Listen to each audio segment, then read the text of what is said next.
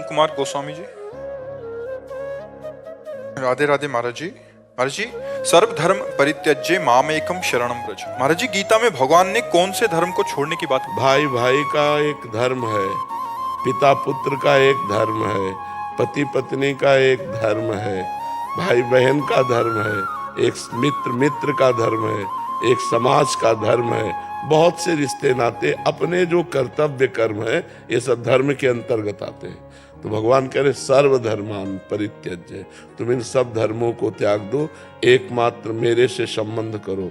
तुम्हें माता च पिता, तुम्हें बंधुश्च सखा, तुम्हें विद्या द्रविणं, तुम्हें सर्वम मम देव देव। जो भी संबंध मानो भगवान से मानो और भगवान का सुमिरन करो, भगवान की शरण में रहो। तो कहते हैं अहम त्वाम सर्व पापेभ्यो। सर्व का तात्पर्य है संचित कर्म जो जमा है, हमारे प्रारब्ध जो आ रहे हैं, क्रियमाण जो नया कर रहे हैं। अहम त्वाम सर्व पापेभ्यो मोक्षयिष्यामि मा शुचः। मैं तुम्हें समस्त पापों से मुक्त करके परम पवित्र कर दूंगा। तुम समस्त धर्मों का त्याग कर केवल मेरे को स्वीकार करो। भगवान को स्वीकार करना भागवत धर्म है। त्यज लोक धर्माम, लोक धर्मों का त्याग करके भागवत धर्म को स्वीकार करो, भगवान की शरण में हो जाओ, भगवान का चिंतन करो, तो भगवान तुम्हारे सारे पापों को नष्ट कर देंगे। पाप ही दुख देने वाले हैं, अर्थात तुम्हारे सारे दुखों का नाश हो जाएगा। समझ पाए किसका प्रश्न था? तो आप समझ पाए जी। अंकिता गोस्वामी जी, गुना मध्य प्रदेश से। राधे राधे महाराज जी। महाराज जी, अपनी इच्छा शक्ति कैसे दृढ़ करें? अध्यात्म बल से। जब तक भगवान का भजन नहीं होगा तब तक अध्यात्म बल नहीं होगा।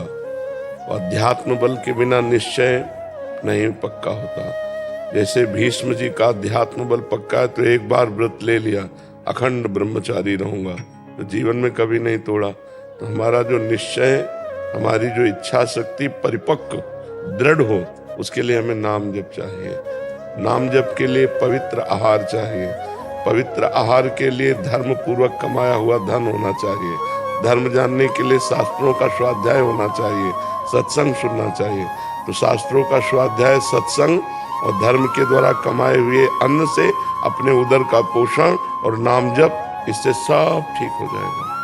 निश्चयात्मिका बुद्धि हो जाएगी, परमात्मा ज्ञान हो जाएगा, इच्छा शक्ति प्रबल हो जाएगी। जो हम सोचेंगे वो होने लगेगा। हमारे अंदर पावर तो होना चाहिए, भजन का पावर होना चाहिए, भगवान की कृपा का पावर होना चाहिए। तो हम जब तक शास्त्रों का स्वाध्याय नहीं करते तो हमें पता नहीं होता क्या करना चाहिए क्या नहीं करना चाहिए। तो अधर्म बन जाता है। अधर्म जो हमारी बुद्धि को भ्रष्ट कर देता है। और जब हम शास्त्र सम्मत, संत जनों के सम्मत आचरण करते हैं और भगवान का भजन करते हैं, तो हमारी आध्यात्मिक शक्ति बढ़ती है। तो हम जो सोचते हैं वो मंगलमय सोचते हैं और वो मंगलमय हो ही जाता है। और जब हमारी बुद्धि अपवित्र होती तो अमंगलमय सोच करते हैं, अमंगल भी हो जाता है। देखो, कोई भी दुख नहीं चाहता, लेकिन सबको दुख भोगना पड़ता है। तो कहीं ना कहीं त्रुटि है, हमारे आचरणों में त्रुटि है।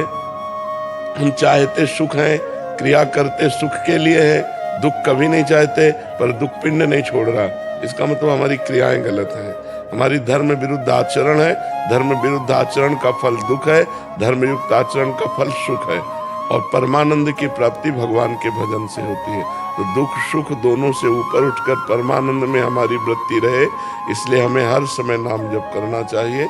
नाम जप के लिए पवित्र आहार, ये जो आजकल खान पान सब चल पड़ा ना, बहुत गलत चल पड़ा है। बाजारों में पवित्र आहार थोड़ी मिलता है, वो सब उनको ज्ञान ही नहीं पवित्रता का।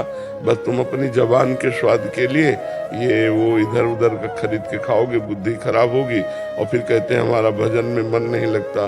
भजन में मन तब लगता है जब पवित्र विचार, पवित्र आहार, पवित्र आचरण, पवित्र वातावरण, तो परम पवित्र भगवान में चित्त जुड़ता है। किसका प्रश्न है? हाँ, समझे आप जी।